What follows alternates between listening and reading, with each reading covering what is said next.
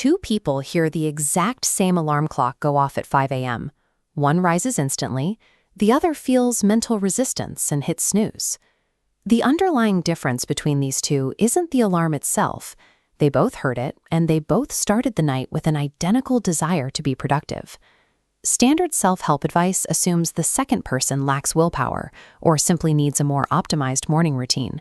But the friction of discipline is actually a symptom of internal programming. Those daily battles are the result of an invisible targeting error within the brain. In the 1960s, a reconstructive surgeon named Dr. Maxwell Maltz noticed a jarring psychological anomaly in his practice. Maltz observed that patients receiving flawlessly reconstructed faces frequently maintained their old, insecure personalities. They looked different in the mirror, but they still carried themselves like the people they were before the surgery.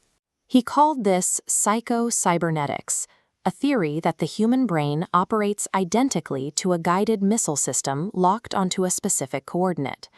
Your brain uses your self-image as its target, automatically scanning for evidence to prove that this specific identity is correct.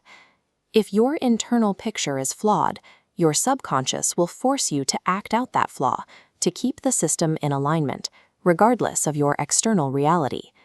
Using willpower is the psychological equivalent of trying to manually steer an airplane while its autopilot is actively fighting to return to a different course. Forcing high-achieving habits fails if the person still secretly holds the identity of a procrastinator. Attempting to override that identity through sheer force creates biological tension and mental friction within the nervous system. The brain interprets this internal tension as a threat to its stability, causing it to reject the new habit to return to a comfortable baseline. Willpower is a strategy doomed by its own design. It applies a temporary, exhausting force to a closed-loop system built for permanent self-correction. We can view this self-sabotage through the framework of an identity thermostat. This schematic shows a thermostat set to 25 degrees. When it drops to 20, the heater restores it. Behavior follows this logic. Sudden productivity triggers a correction. The cooling system kicks in, forcing you back to your baseline. This automatic correction creates the invisible ceiling that blocks people from scaling their businesses or maintaining long-term fitness goals. Success achieved through brute effort remains temporary until the thermostat's internal set point is permanently elevated. To bypass the thermostat, you have to exploit a biological loophole. The human subconscious cannot distinguish between an event that physically happens and an event that is vividly imagined. This is why elite athletes use intense mental visualization to lock in successful plays before they ever step onto the court.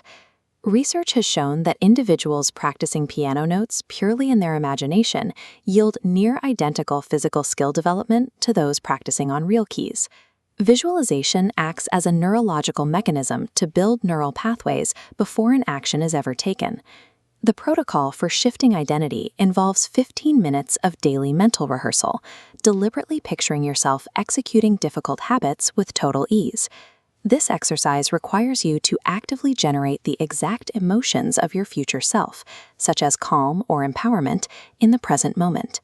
Consistent rehearsal gathers new evidence for the brain, systematically overriding past failures and lowering the internal resistance to discipline.